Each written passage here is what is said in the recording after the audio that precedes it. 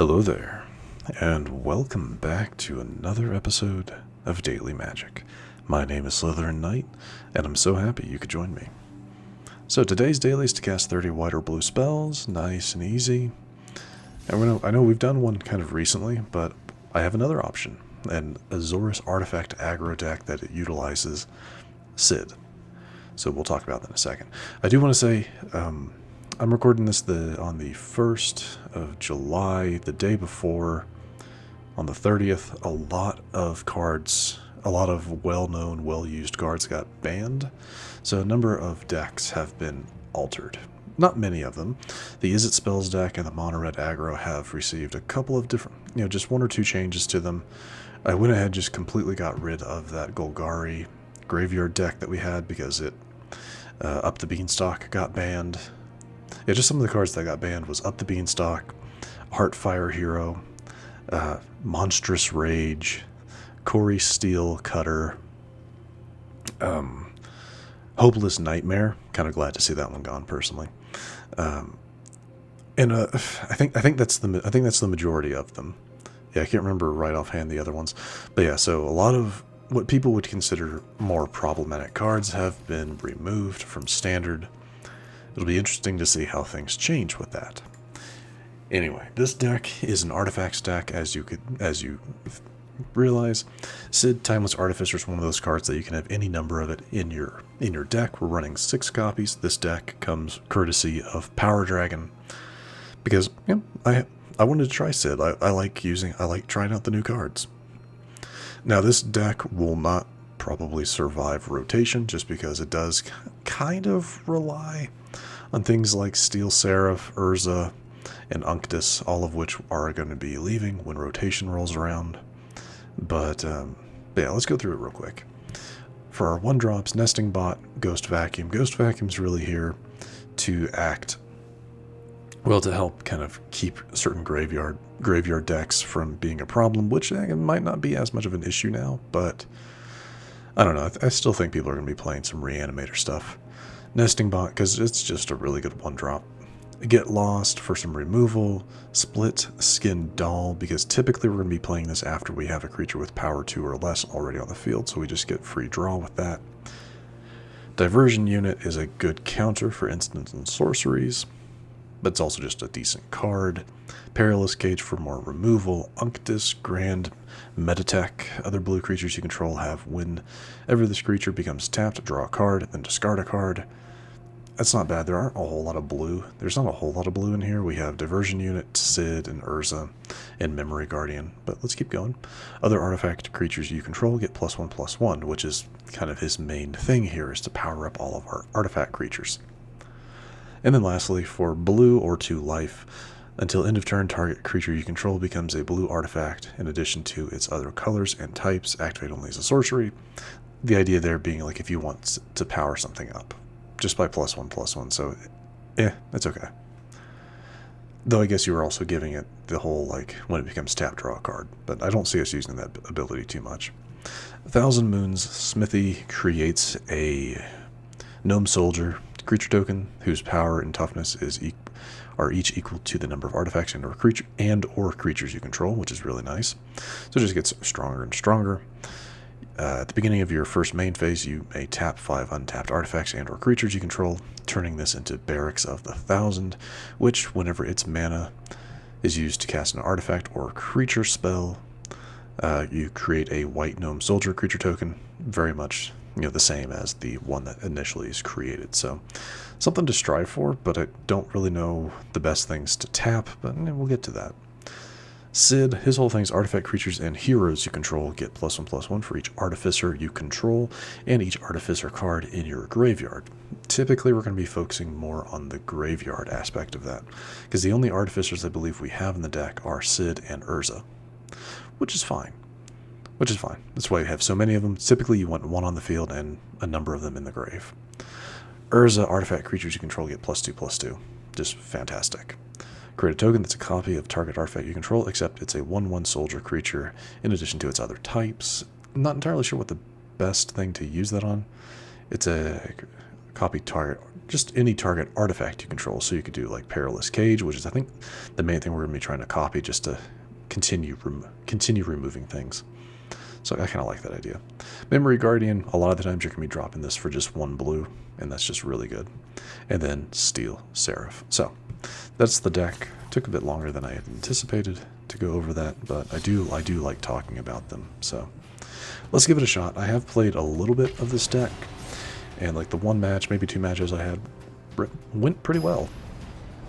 And that was without getting kind of the main cards of it, Sid and Urza and stuff like that. So let's see how we do. This isn't as good as I was hoping, but yeah. But we'll hold on to it. See what we can do with this. Kind of hoping for a 1-drop. That would be nice. Diversion Unit. Not bad. Oh, no, that was stupid. I should have played the Restless Anchorage. That's my bad. That is my bad. The reason I say that is because now I can't play this and still be able to counter something, though I don't think wouldn't have mattered anyway.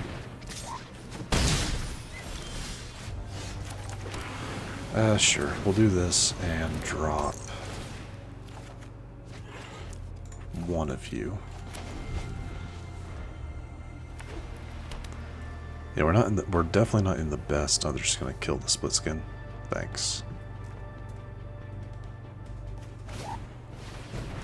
Oh, I guess maybe not.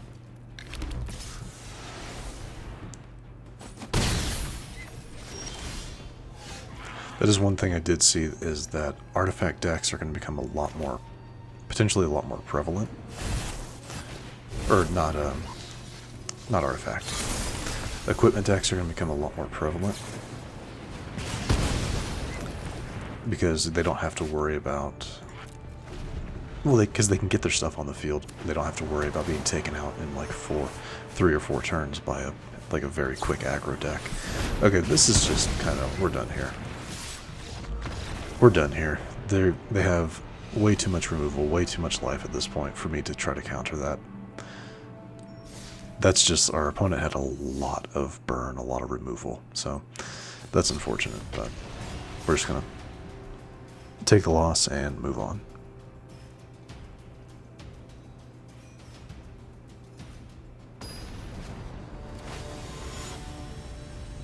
Alright, let's see if we get some better luck this time. Why? This is a kind of a dead hand, sadly. I don't want to get rid of Urza, but I'm going to.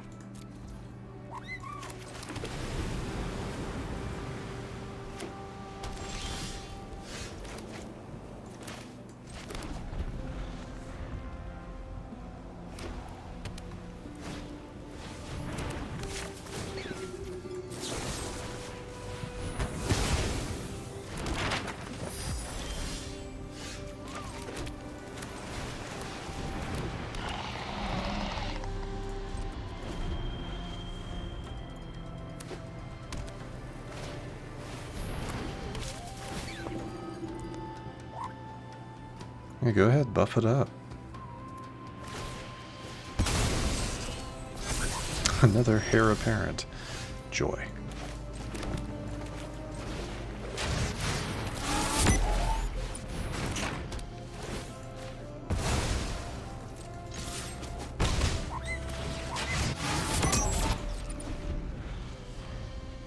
It's been a while since we've seen one of these decks. They are so difficult to deal with. Play another one? Oh, they don't have another one. That's interesting. Yeah, because they're going to draw another one.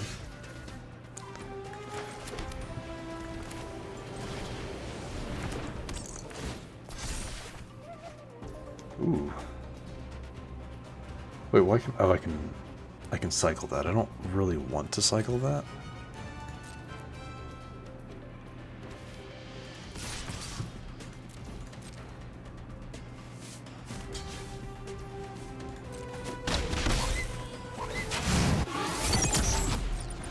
Yeah, I'd rather play this to give everything another +1/+1.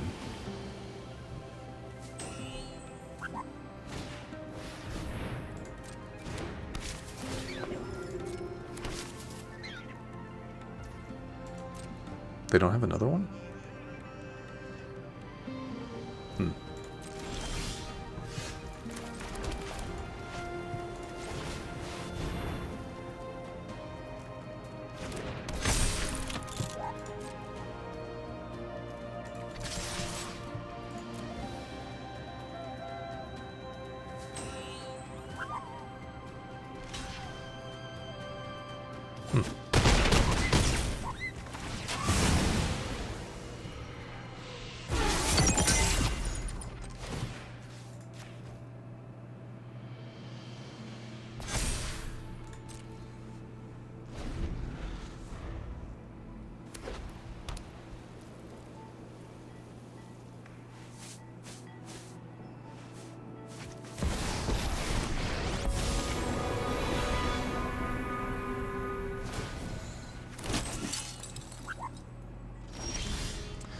That's a terrifying combo.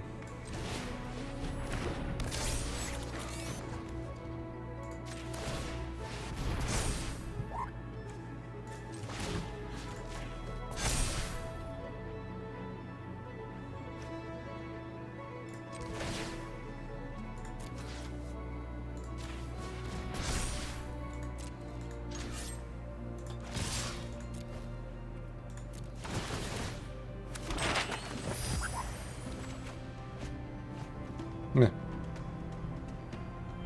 I forget, yeah, it's draw a card and discard a card.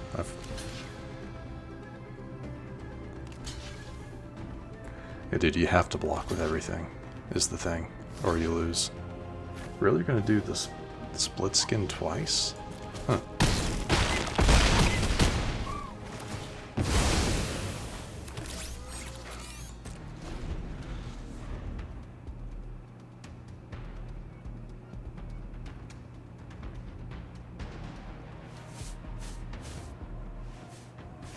Wasn't expecting the Splitskin twice, but okay.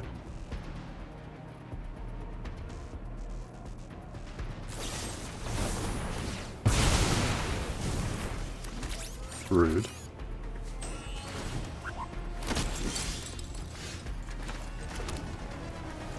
But it doesn't really matter. Cancel.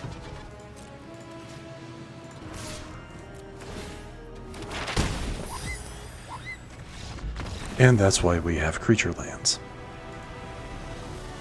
Yeah, that is like the best reason to have a creature land.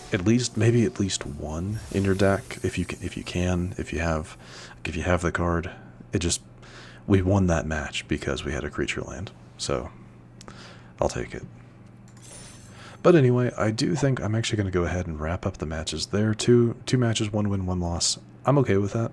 We actually beat a heir apparent deck, which isn't that difficult if our opponent's not getting the cards they need, but I don't know, I'm happy with that. I'm happy with that. We got to use Sid. We saw how that, gave everything a nice little boost. I liked it. I liked that deck a lot. I do like this one a lot, so definitely be hanging on to it. But anyway, we're not quite done yet. We do have a couple of packs to open, so let's start with Duskmourn. Not really looking for anything super specific anymore. I mean, we have a lot of what we need. I mean, rare wild cards would be great. Oh, that was the other thing. The banning gave me 7 rare wild cards because I had 7 copies of the cards that they that they banned, which was awesome. But anyway, we got a new card, Errant Apparition.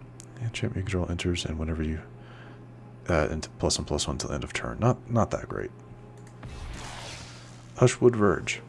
Meh. I really don't like getting lands in the rare spot, but I guess I'll take it. Alright, Final Fantasy. Nothing too interesting. Malbor. What does this one do? I've not actually looked at it before. Enters each opponent, discards a card, loses 2 life, and exiles the top 3 cards of their library. That's insane. Alright. I mean, it's expensive. It's a 6 mana value, 4 power, 4 toughness. But it's a Swamp Cycler, which is not bad. Interesting. What about the rare? Esper Origins. I will take that. That's either my second or third copy of this. I will definitely take that, because this can be a... Needing that second copy is what I needed for for some deck that I was looking at. So definitely take that. Thank you very much. Alright, with that, we're going to wrap things up for today. So, if you happen to enjoy this episode, which I do sincerely hope you did, please feel free to hit that thumbs up button down below. And if you happen to be new to the channel, hello, welcome, and please do consider subscribing. And to stay up to date for whenever new content is released, don't forget to hit that bell icon after you subscribe. But other than that, thank you so much for watching. I really, really do appreciate it. And I will see you all next time.